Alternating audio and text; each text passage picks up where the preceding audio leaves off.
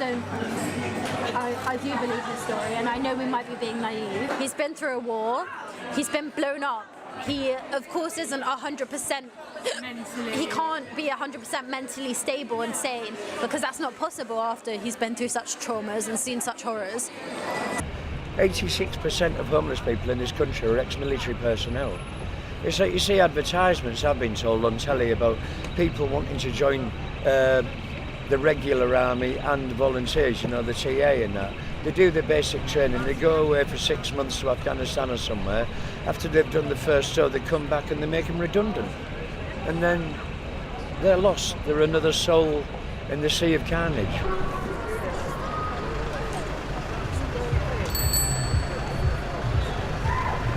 Hello, I'm Richard.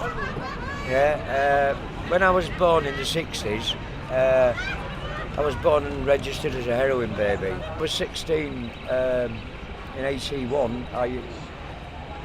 Well, it was just coming into 82. I signed up for the army, British Army, and became one of Thatcher's boot boys. And I did my basic training, and in 1982 I went to the Falkland Islands. My first ever campaign conflict for the British Army. I passed my Masters in law. I studied law, I sociology and psychology, so therefore I could help people in those positions. People in third world countries, I could maybe give them some stability, and sometimes I wouldn't even come home when we were out in provinces where they don't even have electricity and things, and we used to strip broken vehicles and build generators and water pumps for villages and try and give them some normality and part of society back, you know, that they never had before. As time went on and years went on, I'd served in the Cold War, Russia against Afghanistan, through Egypt, Jordan, all sorts of places, you know, throughout the Cold War, and then in the 90s, in 91 in Desert Storm. I was there then, and then in Afghanistan as well. I did 12 tours of duty in Afghanistan. In 2004, unfortunately, an IED, it did take my life, but they resuscitated me. Do you know, it's 13 years to the day yesterday since I got blown up. To the day that I got blown up in Afghanistan. And counting up and how many times it had, you know, how many years had gone past, and it was 13 years to the day yesterday. At 2 o'clock in the afternoon yesterday, that I actually got blown up and lost most of the flesh off the bottom of my left arm and the back of my left leg. And they sewed the top of my thigh, the muscle of my thigh to my arm, and part of my hindquarters to the back of my left leg, so I can scratch my bottom down here and do my leg up here now, so to speak.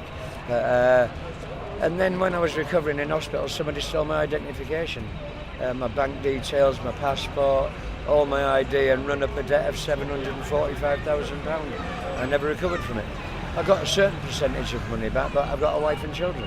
But my illness was getting the better of me, and every time I used to have a seizure, I was having flashbacks, and I pinned my wife to the wardrobe with a bayonet one night. I didn't hurt her, but the next morning I didn't even know I'd done it, and I scared them. So I had to walk away 13 years ago, that identity theft, and then walking away from my wife and children. I tried to hang myself, realised that it was the wrong thing to do. And so therefore, I ended up homeless, and I still am, to a degree, homeless. He said, you give your life to the country and they won't even give you a life, and we're like, that's our argument, you know. You never kick off about it, what's the point? Nobody's listening, do you know what I mean? Keep my ears warm again. Hello. It's like that communication. That's what annoys me. Most people spend their time looking at the phones. They don't talk to one another apart from on New Year's Eve. Yeah, and it's like, if they only open their eyes and their ears, maybe they'd get a little bit further in life. Maybe they wouldn't, I don't know. And I hope it helps. God, that went down the wrong way. What do you say? Please stop it. My dream is to buy a twin-engined albatross boat plane, buy a bit of land on the edge of a river or a reservoir, and build a boathouse, and then go and do the Greek islands. And I can fly off the river or a reservoir somewhere and land anywhere I want on a river or a sea or wherever I need to be. So that's what my dream is. Yeah, but take people for free. Yeah, people who haven't had a holiday for years, take them with me, and bring them back in one piece. Got a long way to go yet.